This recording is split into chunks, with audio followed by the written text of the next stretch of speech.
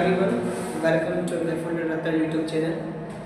आज का जो हमारा टॉपिक है वो basic structure of simple sentence में आपको पता होगा कि हमने एक पॉइंट पढ़ी थी, एक सब्जेक्ट की और एक ऑब्जेक्ट की, और उसमें थर्ड पॉइंट जो है हमारी वो है कॉम्प्लीमेंट। सवाल ये है कि हम कॉम्प्लीमेंट किसको कहेंगे।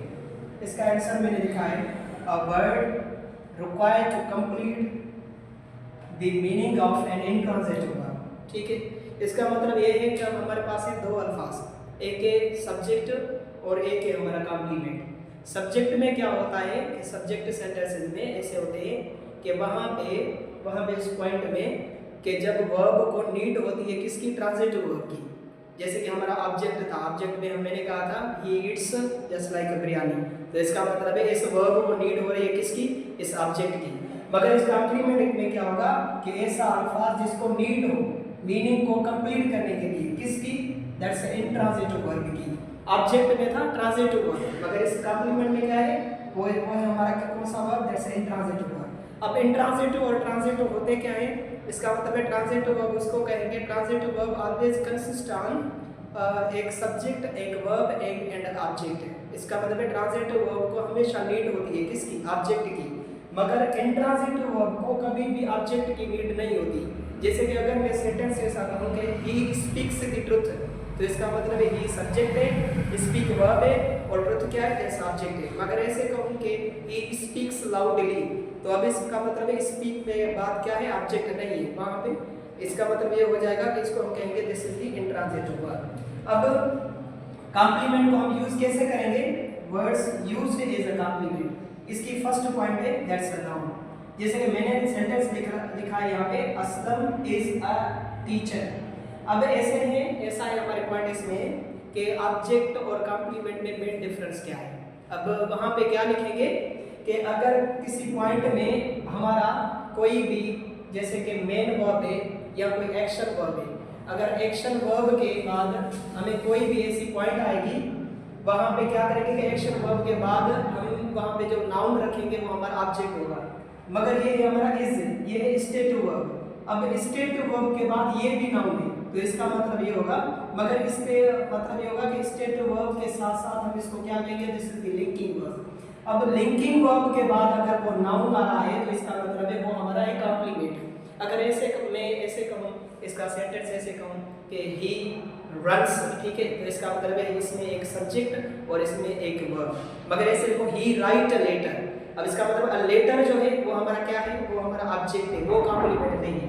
मगर इसमें असलम इज अ टीचर, इसका मतलब है इस टीचर को कहेंगे this is the subject complement. Subject complement क्यों है, क्योंकि असलम है, कौन है असलम, दैट्स अ टीचर है, तो इसका मतलब है ये जो टीचर है वो कॉम्प्लीमेंट है मगर ये नाउन है। सेकंड है एडजेक्टिव, शी लुक्स अट्रैक्टिव, ठीक है, शी लुक्स अट्रैक्टिव, इसका मतलब है ये भी क्या है, ये भी सब्जेक्ट कॉम्प्लीमेंट है हमारा।